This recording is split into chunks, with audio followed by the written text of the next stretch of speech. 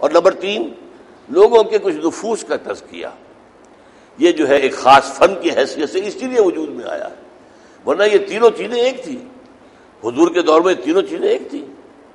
یہ ایک جو توحید تھی وہ آ کر تبدیل ہو گئی تسلیس کے اندر، تسلیس دین میں، یعنی اس خلافت راشدہ میں، اور حضور کا تو معاملہ ہے ہی ہے، یہ تینوں قیادتیں جو تھی اس مسلمان امت کی وہ یکجا تھیں۔ سیاسی قائد بھی ابو بکر ہے،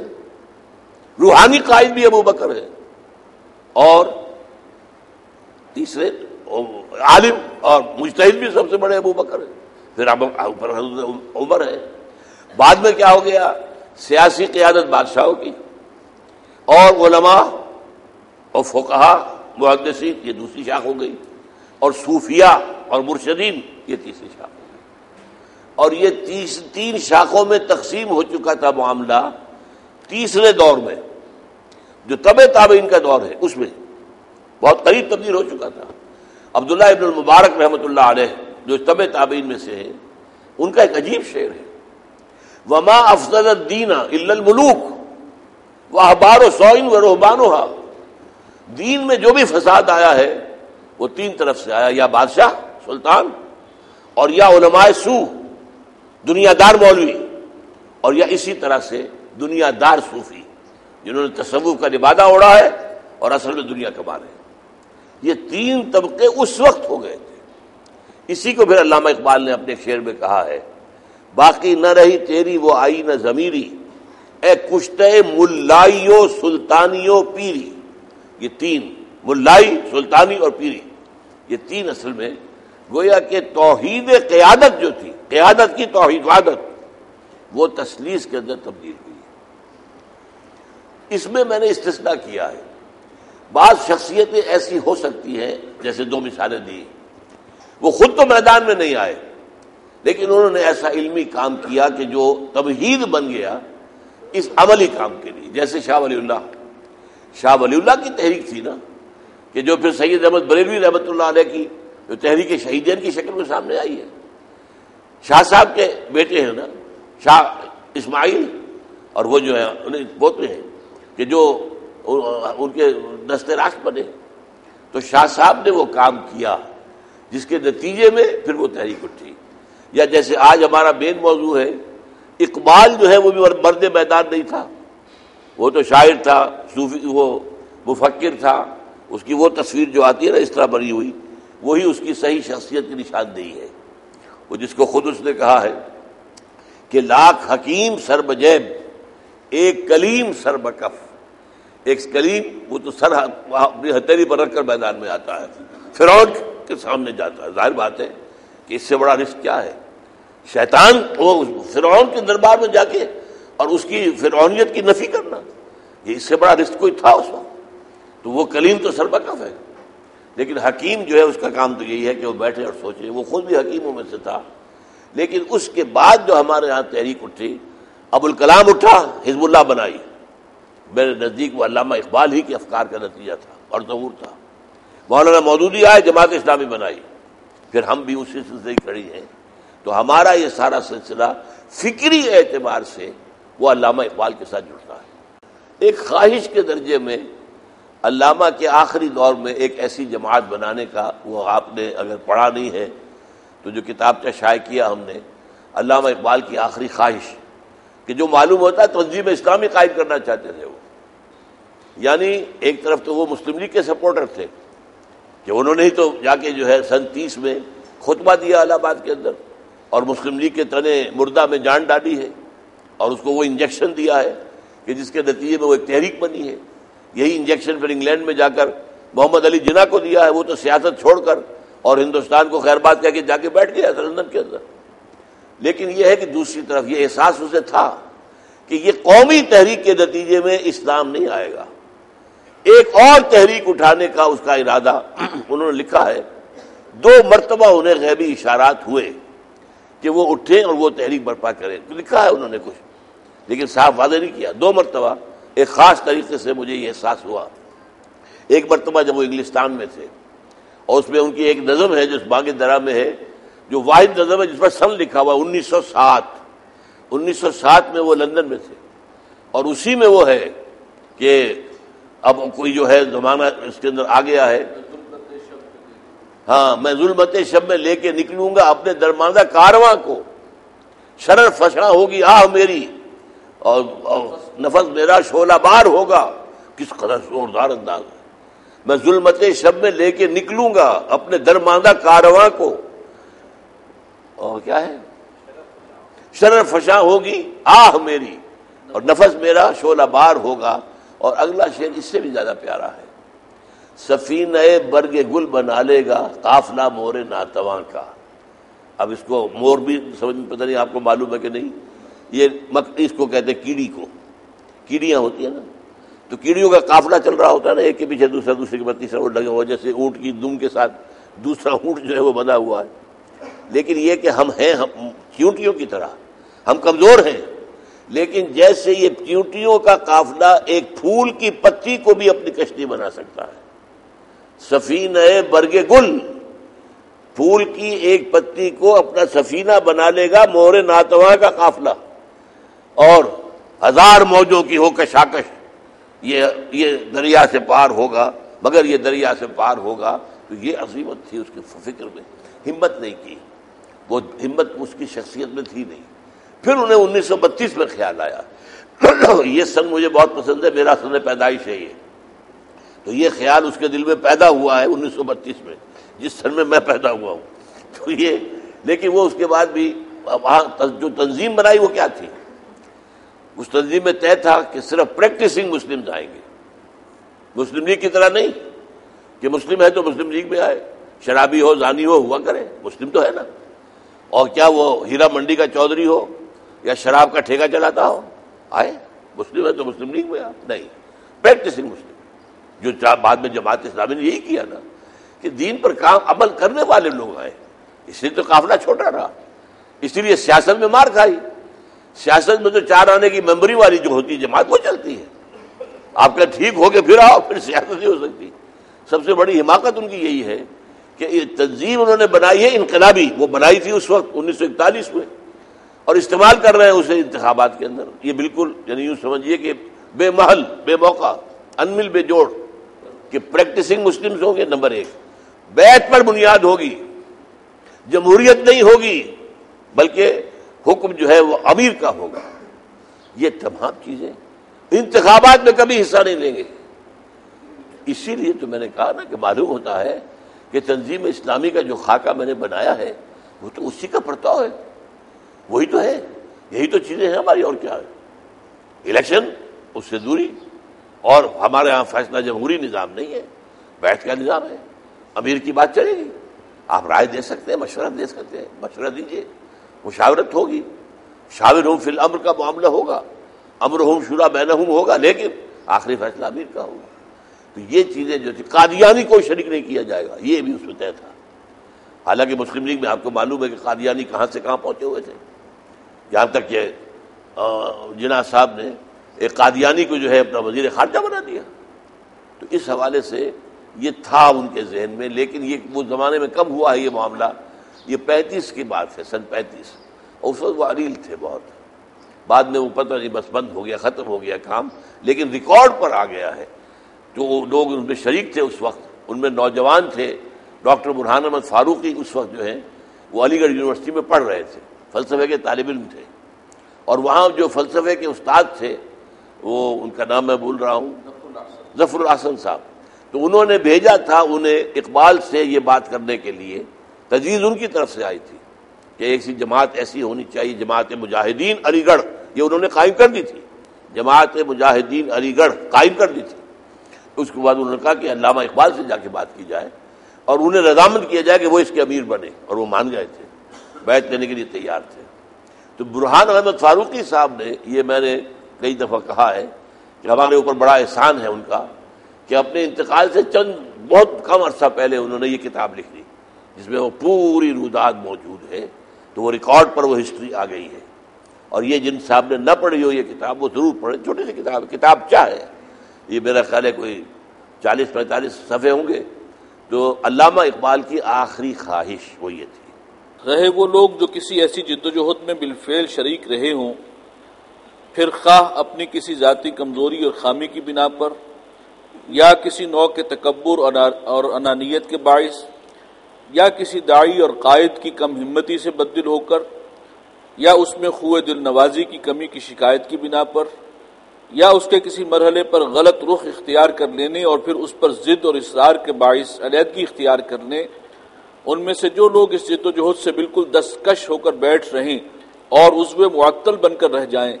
ان سے بھی اللہ کے یہاں سخت جواب طلبی ہوگی۔ لیکن وہ لوگ جو اپنی بزدلی اور کم ہمتی پر پردہ ڈالنے کے لیے اس فکر ہی کو مجروح کرنے کی کوشش شروع کر دیں، وہ تو حدیث نبوی کے الفاظ شر الناس تحت ادیم السماء کے مصداق کامل، یعنی آسمان تلے کی بدترین مخلوق شمار کیے جانے کے لائق ہیں۔ تاہم اس اہم حقیقت کی وضاحت کے لیے ایک اجمالی تاریخی تجزیہ ضروری ہے۔ یہاں ایک بہت اہم بحث آ گئی ہے، یہ تنظیمی سطح پر اچھی طرح سمجھنے کی ہے۔ کوئی شخص کسی بھی اقامت دین کی یا اسلامی انقلاب کی تحریک میں شامل ہو، پھر اس کو چھوڑے، اس کے کچھ اسباب تو ہو سکتے ہیں جائز، لیکن اگر ان اسباب میں سے کوئی نہیں ہے اور کم ہمتی کی وجہ سے یا تکبر کی وجہ سے اگر کوئی چھوڑ کر جاتا ہے تو بدترین شخص ہے، شر من تحت ادیم السماء۔ اب وہ اسباب کون کون سے ہیں؟ خواہ اپنی کسی ذاتی کمزوری اور خامی کی بنا پر، یعنی اس کا اعتراف ہو کہ اپنی خامی ہے، میں کمزور ہوں، میں جا رہا ہوں، یا کسی نوع کے تکبر اور انانیت کے باعث، یا کسی داعی اور قائد کی کم ہمتی سے بددل ہو کر، ہمارا امیر جو ہے تو ہمت نہیں ہے اس میں، وہ قائدانہ صلاحیت نہیں رکھتا، یا اس میں خوء دل نوازی کی کسی کی کمی کی شکایت کی بنا پر۔ میں نے بلکہ جو ابھی بات کی اس میں غلط ہو گئی ہے، میں نے ان دونوں کو جمع کیا، سب کو جمع کیا، اس کے بعد کہا ہے کہ اگر ان اسباب سے علیحدہ ہو کر کوئی شخص پھر اپنے طور پر اس جد و جہد کو جاری رکھے تو اس کا معاملہ تو صحیح ہے، لیکن اگر وہ اس جد و جہدی کو ترک کر دے، اس میں معطل بن کر رہ جائے، بلکہ یہ کہ اس سے بھی آگے بڑھ کر انگور کھٹے ہیں، یہ فکر ہی غلط تھا جی، یہ کوئی اقامت دین نہیں ہے، کچھ یہ خام خواہ انہوں نے اپنے دماغ میں گڑ لیا ہے، یہ خام خواہ انہوں نے ایک تصور دے دیا ہے۔ اگر اس طرح کی بات کرنے لگے تو وہ آسمان تلے کی بدترین مخلوق کے برابر ہے۔ تو پھر نوٹ کر لیجئے، میں پڑھ رہا ہوں اس کو دوبارہ اگرچہ میرا گلا خراب ہے۔ رہے وہ لوگ جو کسی ایسی جد و جہد میں بالفعل شریک رہے ہوں، پھر نمبر 1 خواہ اپنی کسی ذاتی کمزوری اور خامی کی بنا پر، یا نمبر 2 کسی نوع کے تکبر اور انانیت کے باعث، یا نمبر 3 کسی داعی اور قائد کی کم ہمتی سے بددل ہو کر، یا نمبر 4 اس میں خوء دل نوازی کی کمی کی شکایت کی بنا پر کہ وہ تو جی بہت ہی سخت مزاج ہیں، ڈانٹ دیتے ہیں، یہ کر دیتے ہیں، وہ کر دیتے ہیں، ان کے اندر جو ہے وہ دل نوازی نہیں ہے اور لوگوں کے دلوں کو اپنے ہاتھ میں لینے کی صلاحیت نہیں ہے، یا نمبر 5 اس کے کسی مرحلے پر غلط رخ اختیار کر لینے اور پھر اس پر ضد اور اصرار کے باعث علیحدگی اختیار کر لے۔ یہ 5واں معاملہ میرا ہے کہ میں جماعت اسلامی سے اس بنا پر علیحدہ ہوا کہ وہ غلط رخ اختیار کر گئی اور 250 صفحے کا بیان لکھ کر اور 3 گھنٹے ماشی کوٹ میں کھڑے رہ کر مولانا مودودی کی موجودگی میں اپنی بات کو پیش کرنے کے بعد پھر میں علیحدہ ہوا ہوں،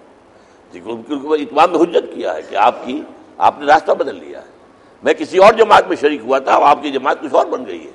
وہ انقلابی جماعت تھی، اب یہ انتخابی جماعت، سیاسی جماعت بن گئی، قومی سیاسی جماعت۔ اچھا اب کیا ہے اس سے آگے؟ ان میں سے جو لوگ اس جد و جہد سے بالکل دستکش ہو کر بیٹھ رہے ہیں اور اس میں معطل بن کر رہ جائیں، ان سے بھی اللہ کے یہاں سخت جواب طلبی ہوگی۔ لیکن وہ لوگ جو اپنی بزدلی اور کم ہمتی پر پردہ ڈالنے کے لیے اس فکر ہی کو مجروح کرنے کی کوشش شروع کر دیں، وہ تو حدیث نبوی کے الفاظ شر الناس تحت ادیم السماء، اصل الفاظ شر من تحت ادیم السماء کے مصداق کامل، یعنی آسمان تلے کی بدترین مخلوق شمار کیے جانے کے لائق ہیں۔ تاہم اس حقیقت کی وضاحت کے لیے ایک اجمالی تاریخی تجزیہ ضروری ہے۔ اصل مضمون تو اب شروع ہو رہا ہے، چلو بھائی۔ ایسے لوگوں میں جو اس فکر کو مجروح کرنے والے ہیں اس دور میں نمایاں نام؟ بہت بڑا نام مولانا اصلاحی صاحب کا ہے، جنہوں نے اس فکری کو آ کر ختم کیا ہے۔ حالانکہ تحریکیت میں سب سے آگے جماعت اسلامی مولانا مودودی تھے۔ ان کی کتاب دعوت دین، اس کا طریقہ کار کو میں آج بھی اپنی محبوب ترین کتابوں میں سے مانتا ہوں۔ لیکن اس کے بعد یہ کہ یہ جماعت سازی غلط ہے، یہ اقامت دین خامخواہ کا خیال ہے، یہاں تک چلے گئے، انتہا ہو گئی۔ لیکن وحید الدین خان نہیں، مطلب یہ کہ میں کہتا ہوں جتنے بڑے آدمی تھے، وحید الدین خان کی تو کوئی حیثیت نہیں تھی، وہ تو تقسیم کے بعد جماعت ہند کی شورا کے رکن تھے، اللہ خیر صلی اللہ، وہ بہت بڑا منصب بھی ان کے پاس نہیں تھا۔ انہوں نے اس کو لیا، اور پھر ہمارے ہاں جاوید احمد غامدی، انہوں نے وحید الدین خان سے یہ مستعار لے کر اور مولانا اصلاحی سے، تو پھر انہوں نے اس فکر کو جو ہے مجروح کرنے کی کوشش کی۔ تو یہ ہوتا ہے، یہ تو ہمارا جو آئے گا کہ گریز کی راہیں، یعنی وہاں آ کر وہاں سے پیچھے ہٹنا، اس کی مثالیں جو ہیں بڑی، وہ اس میں آ جائیں گی آگے۔ اس حقیقت کا اعتراف تو اپنے اور غیر اور دوست اور دشمن سب کرتے ہیں کہ نبی اکرم صلی اللہ علیہ وسلم نے اپنی 20 سالہ عظیم اور معجزانہ انقلابی جدوجہد کے ذریعے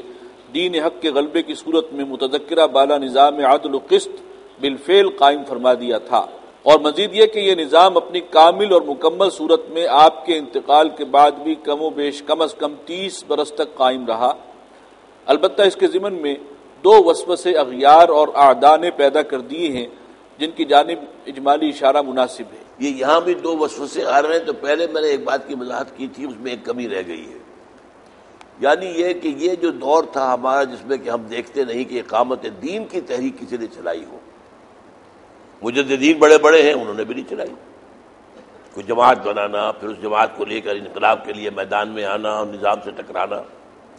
اس کی وجوہات میں 2 باتیں اور بھی شامل ہیں۔ ایک تو یہ کہ یہ محسوس ہو گیا تھا کہ یہ سیاست تو اب طاقت کے بل پر چلے گی، اب اس کے سوا چارہ کار نہیں ہے۔ 2 اور اسباب تھے۔ ایک سبب یہ تھا کہ کم سے کم اس دور میں شریعت اسلامی نافذ تھی، صرف سیاست اوپر کی بدلی ہے کہ جو خلیفہ کا منصب ہے وہ باہمی مشاورت سے طے نہیں ہو رہا، اہلیت کی بنیاد پر طے نہیں ہو رہا، وہ خاندانی طور پر آ رہا ہے، وہ وراثتی منصب بن گیا ہے، وہ خاندانی جاگیر بن گئی ہے۔ لیکن نیچے ظاہر بات ہے قاضی تھے، مفتی تھے، شریعت نافذ تھی، ایک بات۔ اور دوسری بات یہ کہ حضور کی بعض احادیث جن کو ہمارے ہاں جو اہل حدیث مکتب فکر ہے وہ بہت اہمیت دیتا ہے، اگرچہ حنفی مکتب فکر اس کو اتنا زیادہ نہیں دیتا، اگرچہ اب علماء اسی کے تقریباً قائل ہیں کہ مسلمان حکمرانوں کے خلاف بغاوت نہیں ہو سکتی، مسلمان تو ہے نا، جب تک کہ وہ کفر کا حکم نہ لے۔ تو حضور نے جو باتیں کہی تھی، ظاہر بات ہے میں سمجھتا ہوں کہ وہ شریعت کے جو دور تھا، چل رہا تھا، شریعت چل رہی تھی، اس کے ساتھ ایک دوسرا ایلیمنٹ یہ تھا۔ تو یہ 2 چیزیں بھی شامل تھیں جس کی وجہ سے ہمارے جو صلحائے امت ہیں، جو ہمارے اسلاف ہیں، انہوں نے کوئی اس طرح کی انقلابی تحریک، انقلابی جدوجہد برپا نہیں کی۔ اس کا ایک ثبوت میں دے رہا ہوں، جیسے ہی یورپی اقوام آئیں اور ہمارے اوپر قابض ہو گئی، پھر ہم دیکھتے ہیں کہ تحریکیں شروع ہو گئی۔ مصر میں مہدی سوڈانی بیعت لی، اس نے کھڑا ہو گیا انگریزوں کے خلاف۔ اسی طریقے سے الجزائر میں عبد القادر جزائری بیعت کی بنیاد پر جماعت بنائی اور کھڑے ہو گئے۔ لیبیا میں سنوسی، چیچنیا میں امام شامل روسیوں کے خلاف، اور ہمارے ہاں عظیم ترین تحریک سید احمد بریلوی رحمۃ اللہ علیہ کی۔ تو یہ جب مسلمانوں کی حکومت کی بجائے اب غیر مسلموں کی حکومت آ گئی، اب پنجاب میں سکھوں کی حکومت کی، تو سب سے پہلے انہوں نے وہاں جہاد کا فیصلہ کیا تھا، لیکن ان کے پیش نظر یہ تھا کہ انگریز سے بھی ٹکرانا ہے بعد میں۔ تو یہ چونکہ اب مسلمانوں کی بجائے ان کی حکومت آ گئی تھی، لہذا اب وہ جو ہے تحریکیں کہ جو جہاد کی تحریکیں وہ شروع ہو گئی۔ تو یہ اسباب ہیں جن کی وجہ سے ہم اپنے اسلاف کو برا نہیں کہتے، ہم ان کا جو ہے استخفاف نہیں کرتے کہ ٹھیک ہے۔ دوسری بات یہ ہے کہ ہر ایک کو اپنا جواب اللہ کے ہاں دینا ہے۔ اب اگر یہ واقعہ صحیح ہے جو بیان کیا جاتا ہے کہ ایک موقع پر حضرت الفسانی رحمۃ اللہ علیہ، مجدد الفسانی کے سامنے شہنشاہ جہانگیر کو پیش کر دیا گیا تھا قیدی بنا کر، آپ سنبھالیے حکومت، اس لیے کہ حضرت مجدد الفسانی نے اپنے جو تجدیدی دعوتی خطوط لکھے تھے وہ زیادہ تر گورنروں اور دربار کے بڑے بڑے لوگوں کو ان کے نام ان کے خطوط ہیں. یہ جو مکاتیب ان کے مشہور ہیں اور وہ ان کا فلسفہ بھی ہے، ان کی دعوت بھی ہے، ان کا تصوف بھی ہے. تو لیکن یہ کہ ان کا نہیں، حکومت انہی کا کام ہے، یہی کریں گے. میں یہ کہتا ہوں کہ میں ان سے ان کے مقام اور مرتبے کو جاننے کے باوجود کہتا ہوں میں سمجھتا ہوں کہ انہوں نے غلط کیا. انہیں حکومت سنبھالنی چاہیے تھی. اور اس کے بعد جو ہے ٹھیک ہے اگر کسی وجہ سے معاشرہ انہیں قبول نہ کرتا اس کی جواب دہی جو معاشرے کی ہوتی ان کی تو نہ ہوتی. لیکن یہ موقع ملنے کے باوجود اگر انہوں نے یہ نہیں کیا تو میرے نزدیک غلط کیا. واللہ عالم، ان کا معاملہ ان کے ساتھ ہے، اللہ تعالیٰ کے یہاں ہوگا. تو اس حوالے سے لیکن یہ کہ ہم ان سے اختلاف کر سکتے، جیسا کہ ہم نے کل پڑھا تھا کہ صحابہ کرام میں سے کسی کے بات کو مخطی اور کسی کو مصیب قرار دینا یہ جائز ہے،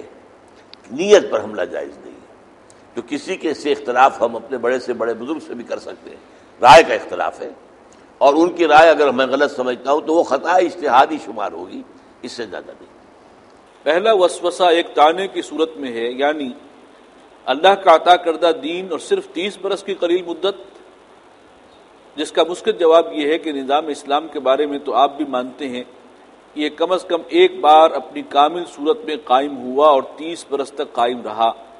جبکہ جن نظاموں کا ڈھڈورا آپ پیٹتے ہیں ان میں سے تو کوئی بھی آج تک اپنی اصل مجوزہ صورت میں کہیں ایک دن کے لیے بھی قائم نہیں ہو سکا.